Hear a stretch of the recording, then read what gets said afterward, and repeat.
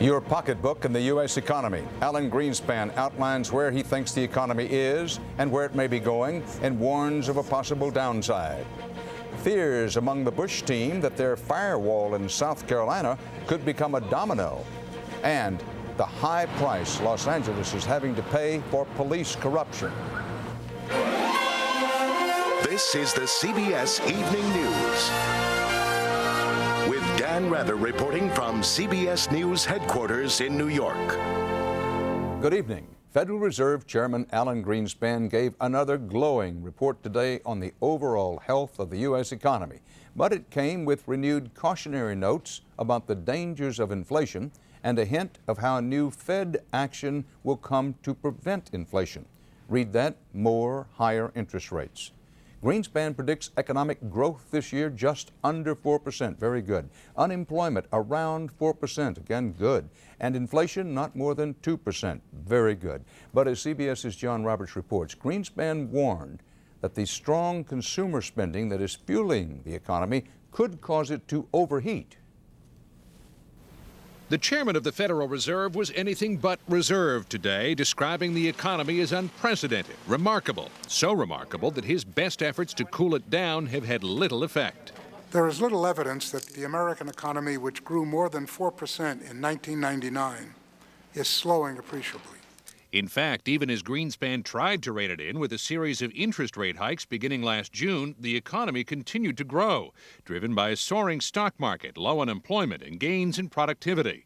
Today, he warned, the economy's strength could be its undoing. Those profoundly beneficial forces driving the American economy to competitive excellence threaten our continuing prosperity. The imbalance Greenspan is worried about is the old law of supply and demand. America has been on a spending spree that makes the conspicuous consumption of the 80s look like child's play.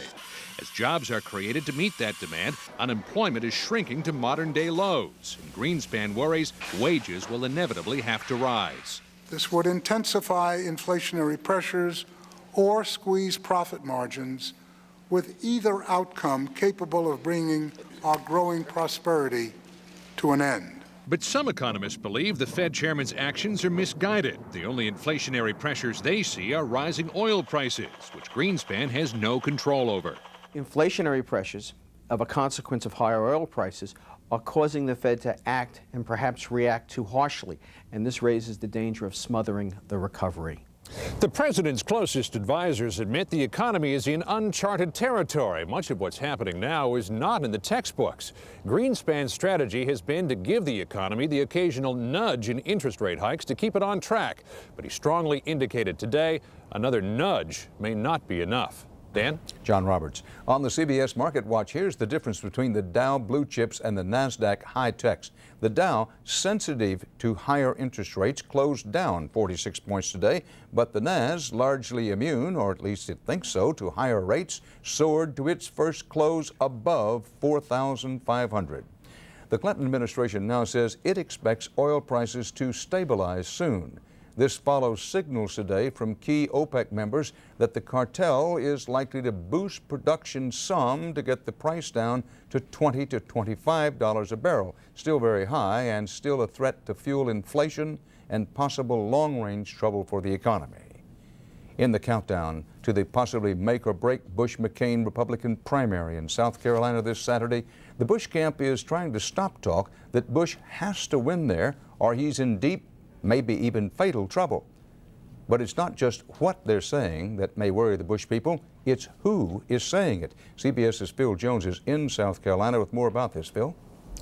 Dan, the Republican establishment is really nervous. Privately, one of the big GOP givers over the years has told CBS News, quote, if George Bush loses South Carolina on Saturday, then I'd expect him to lose Michigan on Tuesday, and then it would be over for Bush. Today, Governor Bush claimed he's in good shape with Republicans, but that may not be enough. I do hear some concern amongst Republicans that it's going to be the Democrats who determine the outcome of the election here, that they want to make sure that that doesn't happen. And there is reason for Bush's concern. In 1996, Democrats and independents made up almost one-third of the total Republican primary vote.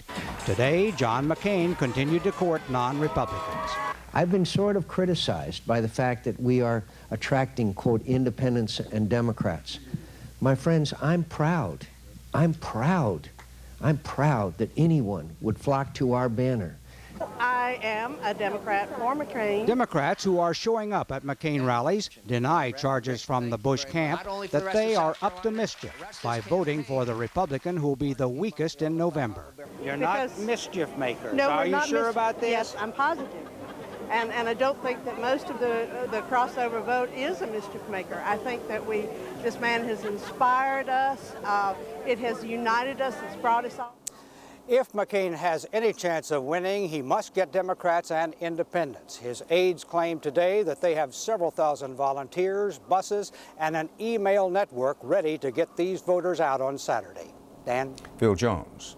And with turnout, especially among independents and swing voters, a key factor, we turn again tonight to CBS's Bob Schieffer, who is also in South Carolina. Bob, what about the Bush-McCain drives to get out the vote? Well, Dan, let me tell you, this thing is so close that today Dave Woodward, who runs the nonpartisan Palmetto poll over at Clemson University, told me it is the most exciting race that he can recall in 17 years of polling. He's got a new poll out, shows this thing is dead even, just like every other public and private poll that we know about. It is going to come down to turnout. These men appeal to very different constituencies. If McCain can get those independents, those old soldiers, those young people moving into the state, and a big turnout from them, he's going to win. If Bush gets a big turnout of old-line Republicans, he is going to win. Both of the campaigns seem very confident, but the McCain people told me tonight for the first time they believe they are going to win here. It's going to be very close, Dan.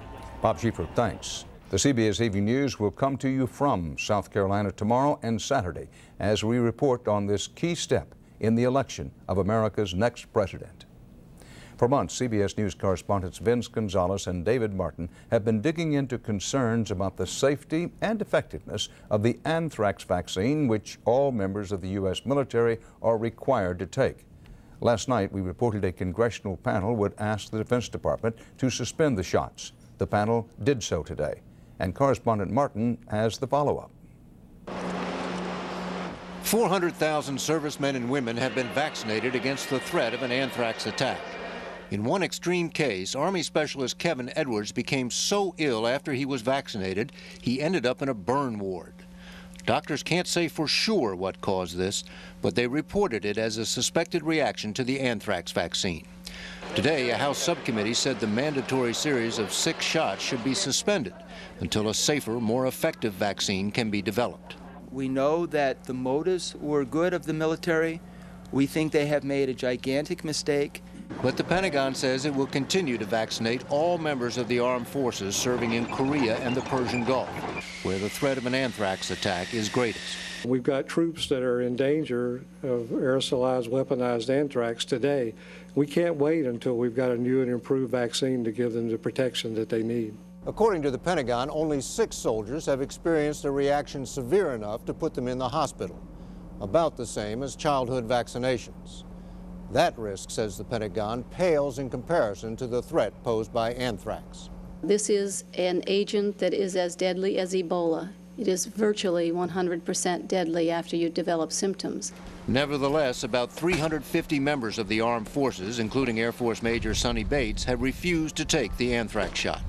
I've taken all the other shots that's required to go worldwide, and we've never had any illnesses like we're seeing today. Bates is still locked in a legal battle with the Air Force, but most service members who refuse to take the shot are discharged. Now that a House subcommittee has called the anthrax vaccination program ill-conceived, the number of refuseniks is likely to grow. David Martin, CBS News, the Pentagon. Next on the CBS Evening News, the big price tag for police corruption and the surprising way Los Angeles intends to pay for it. Later, U.S. citizens along the border say the government has lost control of the U.S. southern border. Los Angeles is facing millions of dollars in legal damages for its mushrooming police corruption scandal. So where is the city to get the money? Well, today the mayor proposed using the city's share of the national tobacco settlement, not for health problems, but to pay these victims of the police. CBS's Sandra Hughes has the latest. Sandra? Dan, the cost of the LAPD scandal is growing, and it's not just the public's trust.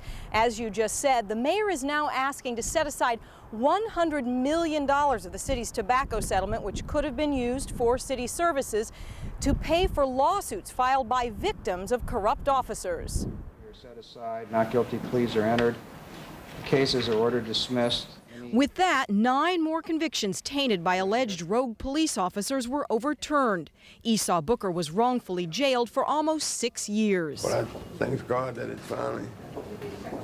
this day finally came. 40 cases have been thrown out so far. My highest priority remains to free those who have been wrongfully imprisoned, wrongfully convicted, wrongfully punished. This week, for the first time, the police department admitted some of the officers under investigation for everything from lying under oath to shooting and framing unarmed suspects should have never been hired in the first place. There was issues in their background, their previous employment history, their previous arrest records in some cases. One of those officers was Brian Hewitt, who was fired last year after allegedly beating gang member Ismael Jimenez so badly he vomited blood. This is a brutal attack. Grabbed his neck, pushed his neck against a wall, hit his head against a wall, hit him in the face, chest, and side area. Hewitt was part of the elite anti-gang crash unit at the center of the scandal, which was first revealed by former officer Rafael Perez. Perez reportedly told investigators that his unit acted as a secret fraternity whose members wore this menacing patch and awarded plaques for shooting gang members. And as bad as that sounds, it may get worse. This week, the Los Angeles police chief said he's detected trouble in other divisions of the LAPD. Dan? Sandra Hughes on the police beat in Los Angeles. On the CBS Weather Watch, look out, get ready for what could be the biggest snowstorms of the season yet. The latest winter storm systems to dump heavy snow on the west are still packing plenty of power as they head into the plains with snow, freezing rain, and thunderstorms. Chicago is bracing for up to a foot of snow. Straight ahead on the CBS Evening News, Eye on America, a hard news look at armed Americans trying to fight illegal immigration outside the law. Tonight's Eye on America is an in-depth report from the front lines of this country's losing battle against unlawful immigration. Along the Mexican border in southwest Texas, Americans say the U.S. government provides little or no defense against what they see as an army of invaders. So some have tried to defend the border with their own arms, and that could land them in prison, as CBS's Bob McNamara reports. These people sit on the hill and they watch you. They'll wait until you're gone and they're sure you're not here, then they'll come and rob you. Pat Bordelin says living on the Rio Grande, You can see the path where they just kind of sneak along here, is life on a border battleground. We're scared. My house, you can check, I got it up for sale now because we can't live here no more. The daily invasion of illegal aliens from Mexico, Bordelin says, has gotten personal. They'll come at night sometimes. I had a guy by the name, he even told me his name was Emmanuel. He says, and I come to kill you, gringo. What am I supposed to do? This guy's out in the river coming across the river at me. What am I supposed, I'm not gonna tell you what I did, but what am I supposed to do? From his riverfront house, Bordelin has been linked to 2 shooting incidents in the last 8 months, the wounding of one and the suspected killing of 16-year-old Luis Vaquera. The Mexican boy was shot as he fled across the river after trying to break into Bordelin's house. I didn't do what they claim I did. They claim I shot someone. I did not. The dead boy's brother admits the burglary attempt. But his heartsick mother wants Bordelin indicted by a Texas grand jury now investigating the killing. It's just very unfortunate. Is it dangerous to live down there? I wouldn't live there. Why? Simply because of the traffic that's coming through there day and night. Okay, it's going to be a total of 7 there. On night vision cameras, Border Patrol agents have seen the illegal invasion here take on the tactics and size of an advancing army. They're all running. Hey, ven para acá! Arrests last month in the Del Rio area alone totaled more than 20,000 illegals. And some here are tempted to take the law into their own hands. Whoops, it's loaded. If my family or my property is threatened, I wouldn't hesitate one bit. Here I am being persecuted and prosecuted. Bordelin goes on trial soon for wounding this young Mexican man in the back as he stood in the river last summer. But hundreds here have signed petitions saying Bordelin was defending his property. No one wants to shoot anyone. No one wants to kill anyone. We would a whole lot rather they just leave us alone. That's all they have to do. Just don't come over here and try to take our belongings. It's real simple. But solutions are not simple at all here. A land where the line between right and wrong can often be as murky as the Rio Grande River. In Del Rio, Texas, Bob McNamara for Eye in America. On the CBS Health Watch, the U.S. Food and Drug Administration today approved a new meningitis vaccine for infants and toddlers. The vaccine, called Prevnar, also appears to prevent ear infections in children. There's an update tonight on the FDA's investigation into what researchers knew but didn't tell about the risks of gene therapy. New FDA tests have determined that children getting gene therapy for cancer at St. Jude Hospital in Memphis were not exposed to pieces of HIV virus as previously feared. Next, CBS will take you to Grozny. The Russian army occupies a city it destroyed. Two international human rights groups made accusations today that Russian soldiers are torturing Chechens at detention camps in the Trying to Break Away province. This is the aftermath of Russia's assault on the capital of Chechnya. The siege of Grozny turned out to be a reminder that war is hell, as CBS News correspondent David Hawkins found on assignment in Grozny. It's a city in ruin. Grozny, Chechnya's capital, was once a thriving city of 500,000 people. Now it's a pile of rubble and twisted metal. The Russians have destroyed the city in order to liberate it. It's an unbelievable scene of total destruction. This is the center of Grozny. There were once 15-story apartment buildings here. Nothing like this has been seen since World War II and the bombing of Berlin. Russian soldiers showed us why it took them weeks to take Grozny. A few thousand Chechen rebels were holed up in bunkers like these. Bunkers that are still intact, although little else around them is standing. To make sure the city is rid of the rebels, Russian troops are rounding up all Chechen men of fighting age, sending them to interrogation camps. Civilians who've been hiding in basements emerge to a city they hardly recognize, with stories of survival. The Russian soldiers threw a grenade into our cellar, says this Chechen woman. We only escaped by running to the next room. In all of Grozny, there's not a building untouched by war. The rebels may be gone, but the Russians say there are 18,000 mines and booby traps left in the city. So the Russians have closed Grozny, prohibiting refugees from returning to what's left of their homes, while minesweepers comb the city. Since Grozny was taken, the fighting has moved south to Chechnya's mountains. The terrain may be different, but the tactics are the same. Heavy air and artillery strikes. Then and only then the ground troops move in. It worked in Grozny, but the price? A city erased from the map. To conquer all of Chechnya, the Russians may need to flatten it, and they appear ready to do just that. David Hawkins, CBS News, on assignment in Grozny, Russia. There were orchestrated anti-American demonstrations in Beirut today, protesting U.S. support for Israel in the latest round of the Middle East conflict. Lebanese riot police used tear gas and clubs to hold back a crowd of about 2,000 students marching on the U.S. Embassy. Lebanon and Syria have both expressed anger at U.S. policy statements that blame recent violence in South Lebanon on the guerrilla group Hezbollah. Austria's right-wing anti-immigration leader Jörg Haider is drawing protests in Canada, where he's on what's officially described as a private visit this week. Jewish leaders refused Haider's request for a visit to the Holocaust Center in Montreal. And two different worlds came together today in London. Prince Charles awarded first prize in a global art competition to an Indian from Ecuador for a painting of the rainforest where he lives. Finally tonight, you talk about your room with a view. Get a load of this fixer-upper.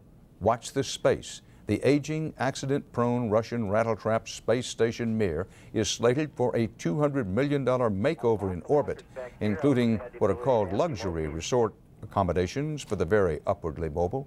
U.S. and European investors are behind this deal. The price for a stay? A swift $20 million per person, round-trip fare included. And imagine the selling points. For instance, the buffet, Eat all you want, don't gain a pound, and it's only 125 miles away, straight up. And that's some of what's up tonight. George W. Bush will be guest tomorrow on The Early Show here on CBS. And now here's Susan Spencer with a preview of tonight's 48 Hours. A 16-year-old girl says she was tormented by her father. He grabbed me by the neck and choked me. Then she struck back. The first thing she said was, "I shot Daddy's dad." Was Mindy forced to defend herself? Daddy's little girl, tonight on 48 Hours. We think this is an especially good 48 Hours. It'll be on at 10 o'clock, 9 Central Time here on CBS. For the CBS Evening News, Dan Rather reporting. See you again soon on 48 Hours.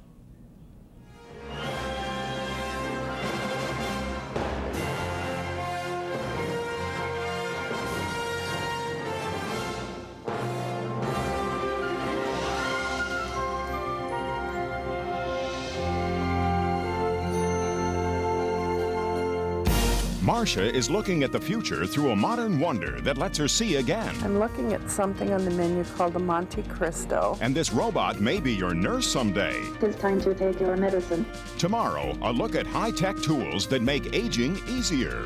Eye on America on the CBS Evening News with Dan Rather. Get a high-fashion look for little money tomorrow on The Early Show. Experience CBS News.